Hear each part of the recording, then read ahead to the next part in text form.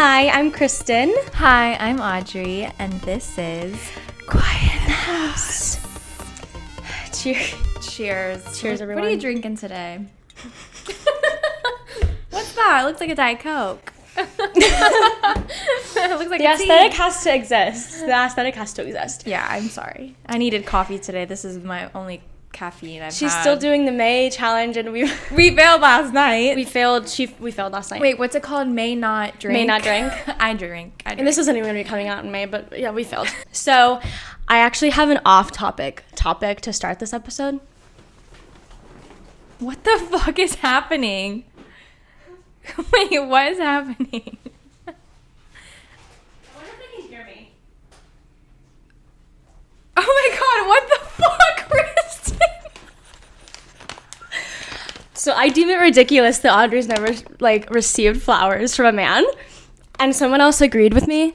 So these are from Naphtali. Are you fucking kidding me? No, Are you? you can cut his name if we have to. But Wait, what? yeah, these are from. Wait, I can't. Aren't they pretty? I picked them out, but they're from Naphtali. We just need. I was just gonna say, if these are from you, I still haven't gotten them from a man. Yeah, no, because that was I was like, I'll just get them for her, but then we were discussing, and we're like, it has to come from Neph, so. Oh my god, that's so kind. Okay, what do I do? Wait, with show that? the camera, aren't they pretty? That's a great cover. They're lovely. Thanks, Nat. I mean, I don't know if I'll use his name. Thank you. Unmentioned man. Yay. Oh my god, my secret admirer. Oh my god, that made me emotional. Cheers. Speaking of emotional. Speaking of emotional. Sorry, we're locking in now. Kristen and I have always found ourselves talking about like COVID and the pandemic and how that's affected theater and just stories Life. from that time, because it is a very crazy time in all of our lives. So we wanted to talk about that today. Yeah, so I guess we just wanted to start by making an acknowledgement. Yeah. That we acknowledge the sensitivity of the topic and that we are just talking about our personal experiences today, and we're not no ill will on anyone or towards anything, and nothing we're saying is taking away from that. No, but it's crazy the timing of this though. Now that we're actually potentially My talking mom- about it again. my mom and I have this. I use my mom's Amazon account, and I saw face masks were delivered today, and I'm like, oh no, that's. And I put my faith in Mandy. I'm No. about to go do the same thing. In 2019, she was sending my sophomore year house hand sanitizer and masks because she knew what was up. So maybe. scary. Oh, well. Yeah, well, that has definitely also triggered we've been talking about, oh my gosh, if this were to, repeat itself, God forbid, what would that even look like What would today? I And, do? and. Because I think I am so lucky I was in school, I don't know. I can't imagine not having something to do during the pandemic. For sure. Obviously people have jobs, and so many jobs were affected and weren't able to move online, but school was, theater school was tricky to adjust for Zoom school, I will say. The show went on. But we did it. Looked very different, but we did it. We And still had stuff to do. I found value in it. I really did. So if another pandemic happened, I was just saying I would have to get my master's degree online or something. Or my real estate license, or I was like, hey, the podcast will survive. We'll just learn how to do it on Zoom. Where were you when the news hit?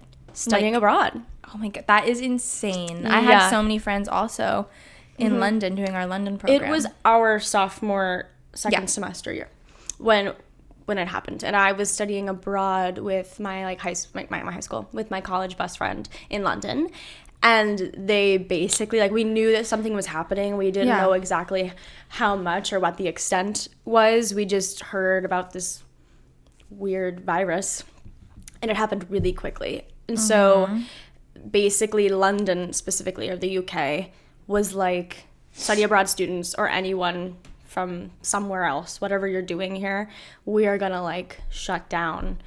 We're gonna have a travel ban in 2 days, and we do not know how long it's gonna last. So you either stay and you're not leaving, or you leave in the next 2 days. It's crazy. And so we packed and left in 24 hours. And I would have loved to be in London, but I just didn't. We had no one in London, and I would have been in a dorm room And I'm pretty sure they locked down. They locked down, yeah. Not that we didn't. I mean, we did, but not to that extent. So especially in Florida, which we're going to talk about. Yeah. So then I flew back to Florida because the schools had shut down, so I couldn't go back to my university.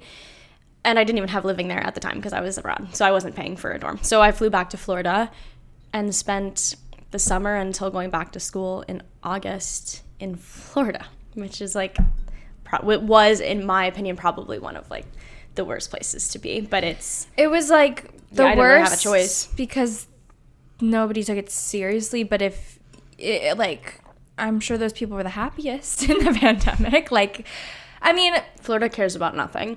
Oh my God, absolutely nothing. And everything opened up sooner, and that was hard.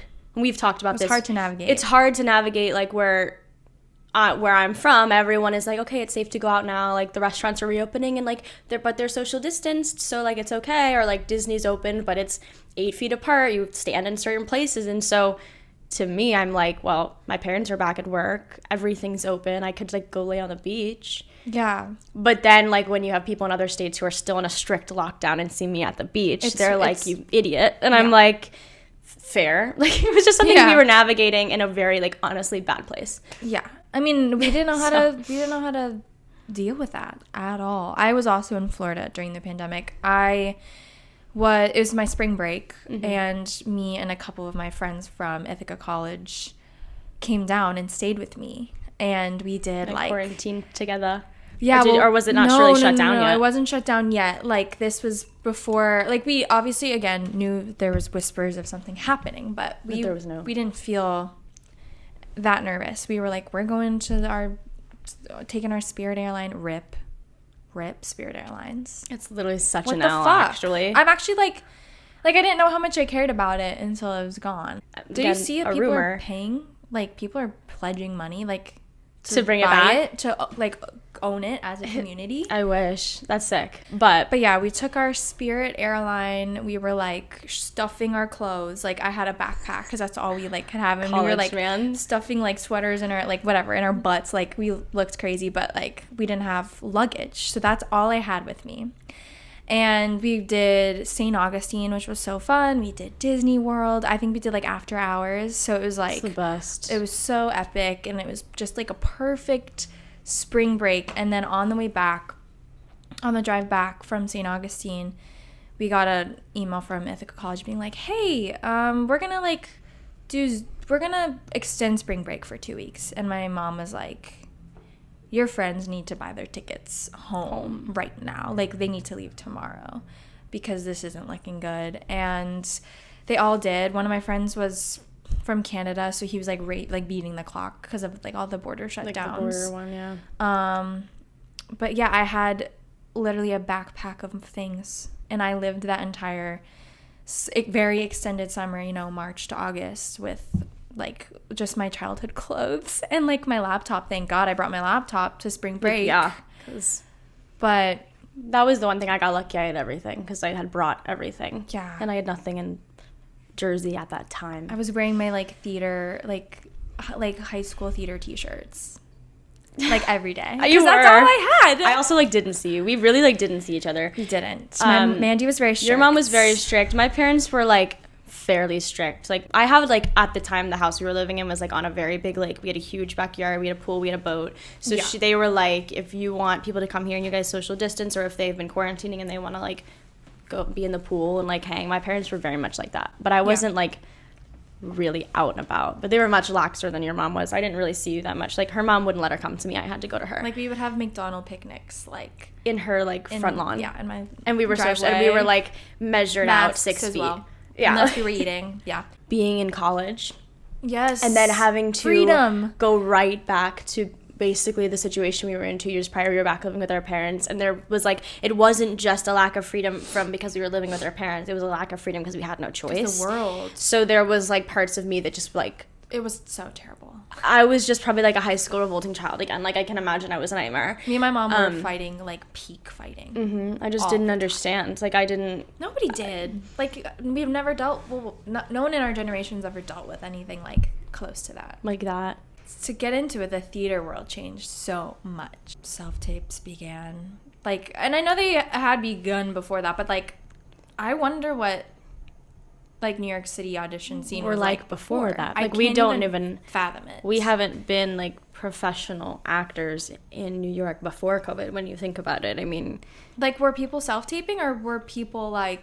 Obviously, I know some people were self-taping. I mean, I know self-taping existed because I was doing it in high school, but I like, don't know. On Actors Access, were people getting initial tapes? Like, I don't even know. Or was it all in person? Yeah, I have no literally idea. don't know. How was Zoom school for you?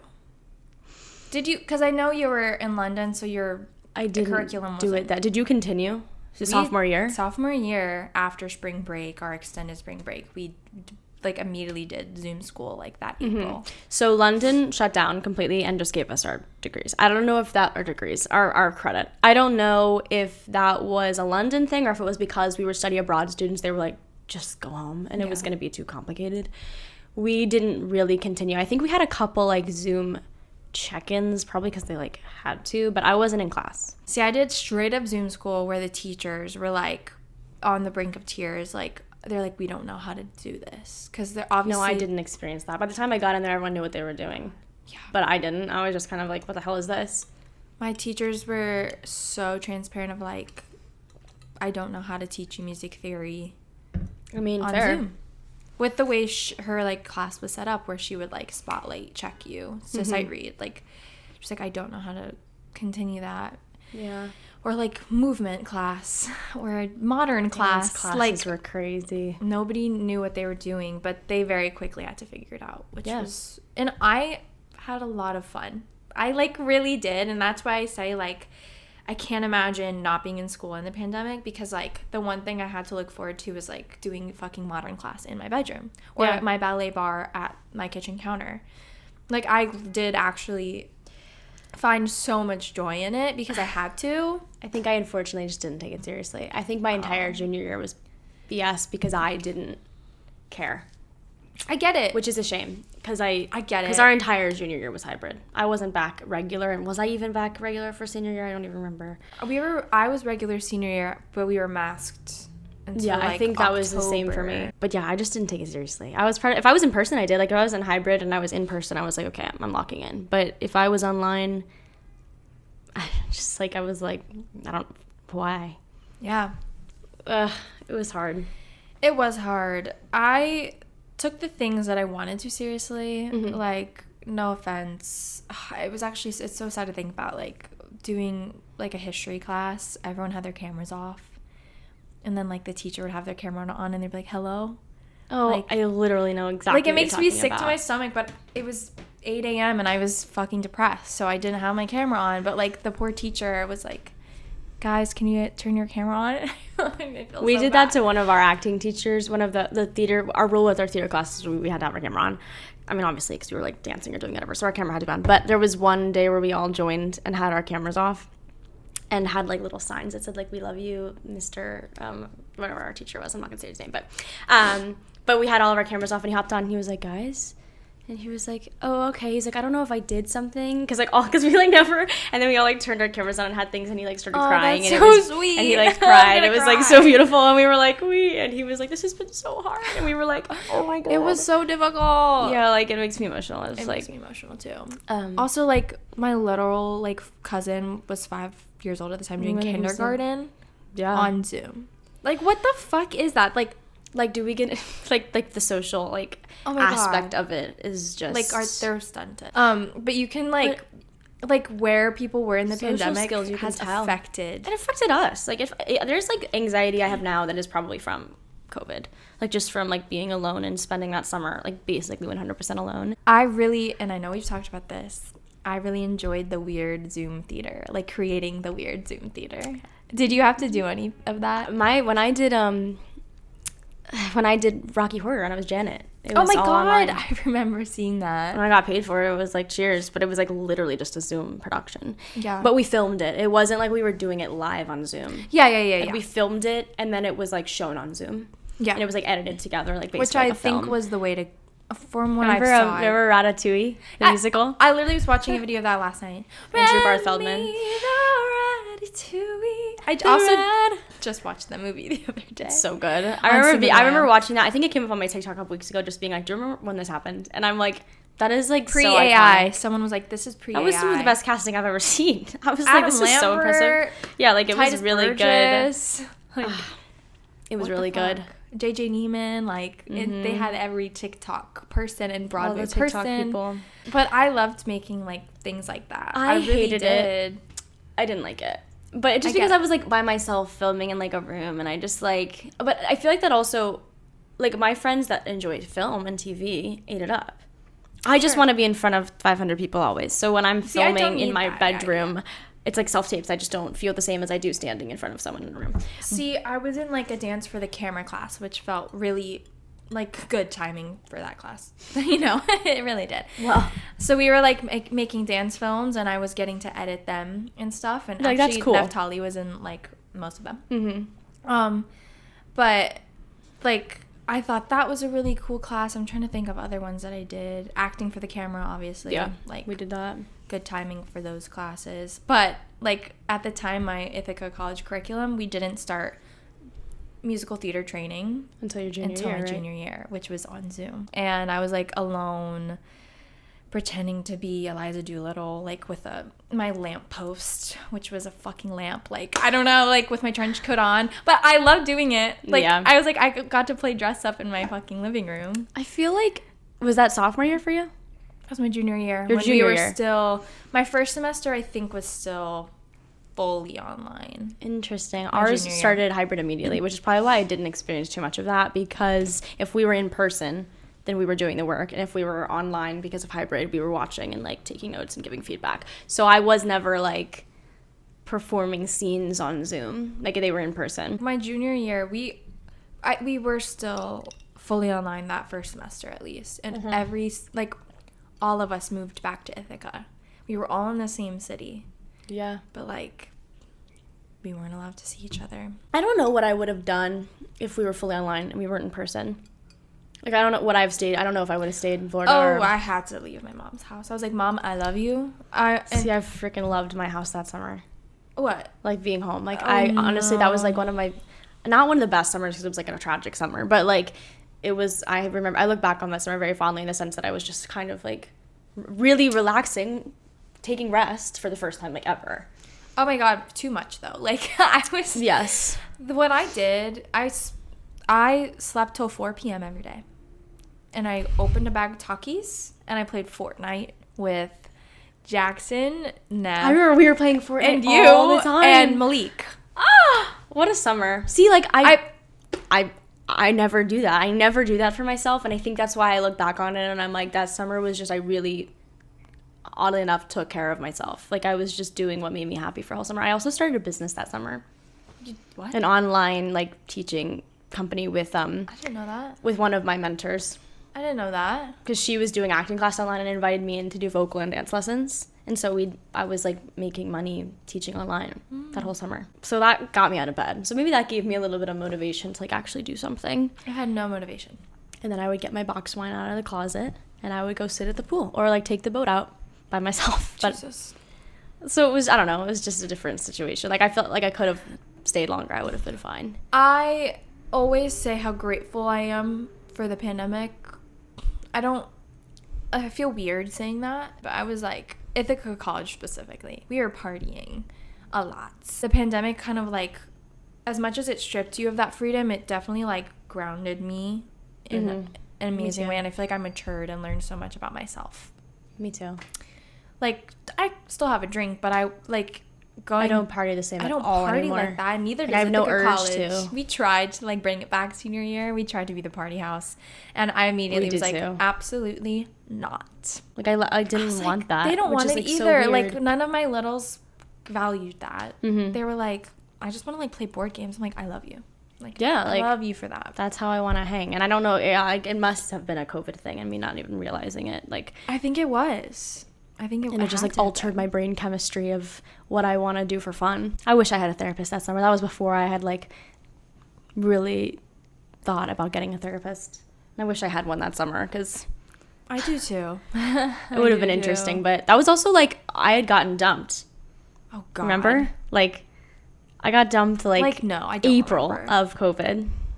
Why?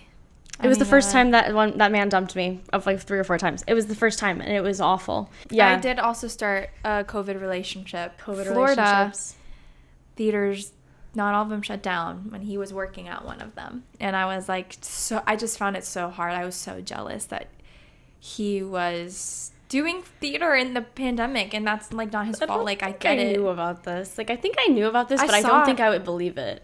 I would drive 4 hours to see him. I'm shocked your mom let you do that. She was basically like, if you go see him, like, you're not going to see the boys for 2 weeks after. And I was like, okay. Again, and it was like, I hate using this as an excuse because it's not a great excuse, but like, everyone around us was life as usual. That's when my family and I's, like, yearly beach vacation began. We didn't was 2020? Because you needed to go somewhere that was like... Yeah. We didn't do the trailer on the beach, but we stayed in yurts. Oh, I remember you talking about the boys and just like camps, and that's kind of just when that makes so much sense for you guys. Yeah. That was a good thing about going through a breakup during COVID. I was like, well, he's not sleeping with anyone, and if he is, he's a shitty person. So sayonara. You're right. I was like, he can't leave his house. I know where he is, and I know that he can't be doing anything. So maybe that made it easier because I actually don't remember mourning that relationship that much that summer. That's good. And then I got back with him, but whatever. You don't have to. Didn't stop me from continuing. But still. COVID relationships. TikTok or Vine? Like, what are you asking? Choose one. I really wasn't on Vine, so TikTok. Sorry. I had Vine for maybe a week. That summer, I remember thinking, like, oh, wow, Vine is so much better than whatever this new thing called TikTok is. There was Vine in 2020? No, but, like, Vine had been banned, and then TikTok came up, and everyone was like, we don't want this TikTok. We want Vine. And that summer, I was very anti-TikTok. I was resisting TikTok so hard, but then when the lockdown began, I was like, okay, I'm leaning in, and it was one of my saving graces. I'm not gonna lie. I revolted it as long as I could. It was really fun. And then it was a fun series. My ex convinced me to post one dancing video of us one day. It went viral. It hit 1 million views. My first video. By the pool, right? Yeah. Yeah. I probably got more than that. I don't even know. At the time, I got like 1 million, and I was like, oh my God, we're going to be famous. So then I was like hooked. And I got like 8,000 followers in the first week of having it. Are you kidding? Because we kept posting videos. So there's like my whole beginning of my TikTok. If you go back, there's like probably 20 videos of me and my ex like doing dancing videos, and all of them went viral. Just really amazing. Well, it's become like, I mean, that is probably the #1 social media site. I mean, it has to be the #1 social media site now. I think it is, right? It must be. Yeah, I mean, it's just interesting how we use things differently, because I technically still like kind of prefer my Instagram, but I think Instagram's so boring. They just do different things. I think Instagram's so boring. No offense. I don't spend as much time on Instagram as I do on TikTok. Point blank. Period. You know. Yeah. Like I use TikTok more than I use Instagram. Yeah. Post there more. Yeah. I think TikTok just really unified us when we were all alone, like in our spaces, which it brought joy. It was like the only thing that I look back on and I'm like, that brought people joy that summer. It did. Like the when dancing we needed it most, yeah. And just like people bouncing ideas, like saying their thoughts, and it just being, it felt really authentic. TikTok is also just something that's completely different now than it was that summer. Well, that's when the influencer began. And I think that's where it's changed theater a bit. Broadway specifically suffered from COVID. I don't really know like the ins and outs of that. I do think my attention span's fucked since COVID. Oh my God, so bad. I can't even watch a movie. How am I gonna sit? I hate it. I hate what it's done to my like. I know. So maybe that's been not great. Maybe that's affected ticket sales. I don't really know where like. Doesn't help that bootlegs exist. There's also so much more accessibility to it now that's like not wanted by the community. Like it's accessible in like a way that's frowned upon. But then like, I don't know. That's such a tricky thing. Like I know bootlegs are bad, and I don't know who's in the comments being like, don't record theater. But I'm seeing like the person that's like the bootleg is of like reposting it. So it's like. That's true. I keep seeing these. I have a friend who posted, she was like, if you have. It's one of those sounds if you have where videos, it's like, tag me. Yeah, she'll be like, send it to me, or someone will like comment. She'll like comment on a bootleg of her in the comments, be like, wow, oh my God, I'm so sorry, I'll delete it. And she like posted videos. She was like, I'm not the police. Like literally, she's like, I'm not gonna arrest you. I like it. Were you at the Wicked matinee on like, yeah, send me the videos. Like, I don't really have an issue with like the theater influencer wave. I actually really like theater influencers. I think it's good to bring awareness to it, and I think that that's great. My issue is like when they bring on influencers that aren't theater people. I agree. Like when we're bringing in influencers and it's like their first Broadway show, and it's like we're handing out Broadway debuts like M&Ms, but like, I mean, but then some of them surprised me. Like Whitney Lovett's actually great. I've heard that. And she has the background. Like she does have the background. So it's like. But that's also specific to Chicago. Yeah. And it's also just like show by show. Some of it makes sense. Some of it doesn't make sense to me, but it's not my job. Every show right now. Because if it means like because I don't know the finances of Broadway necessarily. Like I keep up with some of it. I get like the equity emails. Like I'm keeping up with it to an extent, but I'm not looking at numbers. So if that influencer is really keeping that Broadway show open that has a job for 100 people, then like as an actor, I should like that. I guess I should be like, well, if that is what's saving that whole entire company, then I see why you're doing it. If that's not why we're doing it, then it's like a whole like I don't know why we're doing it though. It's complicated because I don't know. Are they saving theater? Like no, that's a lot to put on them, and I don't think they are. It's a little disheartening as an auditioning actress who doesn't have a million followers. I'll say that. It's hard knowing like being in the room for finals or knowing incredibly talented people who are in the room for finals for things who have been doing this and putting money into it their entire life, who then get beat out by someone who probably, I mean, I'm sure they had to like audition or do something, but like who just got invited and got the job because of their popularity over people who've been doing this their entire life and have dedicated their whole life to it and are just as talented, if not more, but don't have the following. Like I've seen that happen a lot for friends where they don't get something and then they see the announcement and it's, I don't know, some celebrity. And that's part of being just so close in the industry, like knowing that firsthand versus being someone who's like, oh, Sabrina Carpenter's in a Broadway show, I'm going, you know? Mm-hmm. I actually think Sabrina was great in that show, but it's just, she did literally 2 shows. She did really well. She did literally 2 shows. She was really good at Mean Girls. Yeah, COVID. But Renee Rapp and Sabrina, 2 shows. That's funny. Pretty freaking iconic, though. Do you think whatever housewife is she a housewife? Whitney, is she bringing in people to Chicago? She is. Okay. She actually, and this is like something that started getting me on the bandwagon because I was witnessing it. When it was first announced, I was kind of like, oh my gosh. Like, I think I thought they were going to put her in like the ensemble, and I was like, she's a dancer. Like, and she would also be great in the ensemble. But like, I think when they announced Roxy, I just was like, oh my God, which they're known to do. So it's like, fine. But she has like, actually, she hit the highest level of ticket sales like 3 weeks in a row. Whoa. And she was like challenging it on like her socials, and she was like, if you guys do this, I'll get a tattoo. And she like got a tattoo on the back of her neck because she sold out a whole week and promised her following that if they did that, she would get a tattoo. And like her husband's been helping. So it's like, but like not every influencer's doing that. The rush of like movie musicals and like quick ticket sales, things that are just gonna sell, commercial theater are gonna sell really quickly and really well because people are gonna want to see it. Yeah. So, like, we've seen that since the pandemic started, and even before. Yes. But that's really skyrocketed recently.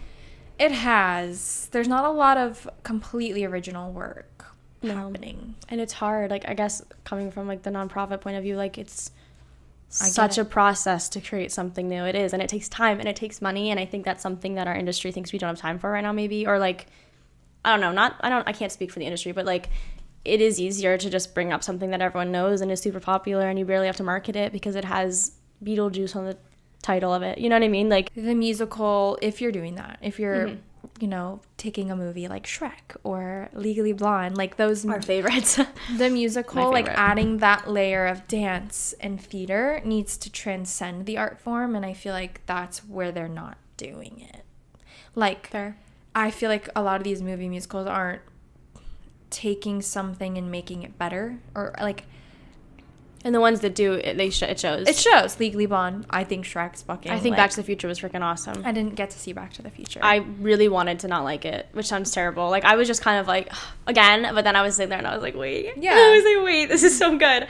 So Beetlejuice obviously has been incredibly successful, and they've brought some really great people into that. So I don't know, it's obviously like a hit or miss. We've seen the things that really work and the things that don't. If we were potentially, I'm not putting any negative energy into the world at all because this would just be terrible if this existed.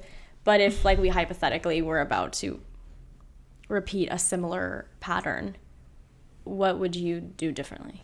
Oh my God, I don't know. Did you knock on the table? I did. Okay, good. I'm thinking about that.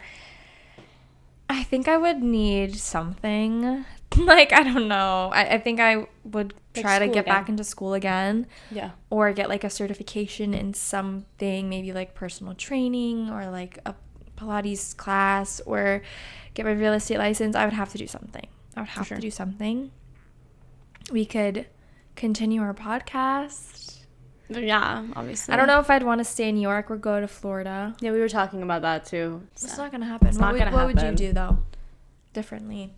I think I would just be like more aware. I guess I think I was really just like the understanding of it was hard at our age and where we were, and I mean I was an adult, but I was still like revolting and just didn't care. And I actually think like compared to a lot of the people I know, I handled it really well. But I think it would just be I would really take advantage of like the rest again. I think you're right. I need to be doing something, but I think I would take advantage of the time. Sure.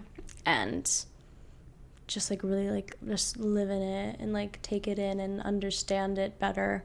Yeah. I would keep my therapist who is also online. Yeah. And I would use that to my advantage this time. Yeah. I think I would want to cook more. I should do that. Like I think that could be a fun activity. Yeah.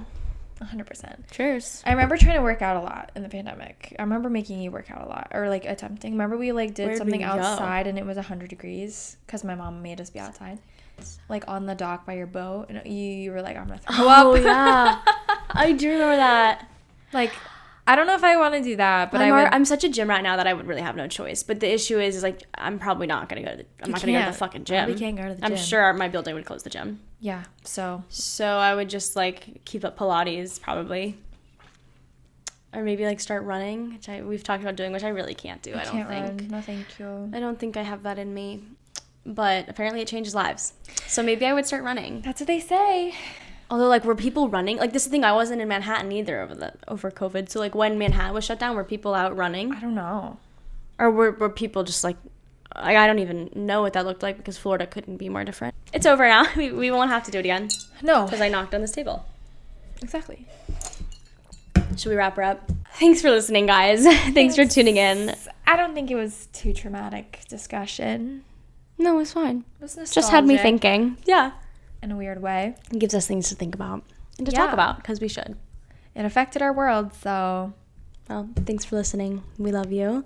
Yes. Follow us on TikTok and Instagram at Quiet in the House Pod. And listen on Spotify, Apple Podcasts, and YouTube. Don't forget it. I'm Kristen Eliza Brock. I'm Audrey Fisher, and this is Quiet in the House. Love. Yay! So I'm going to have to bring this to work.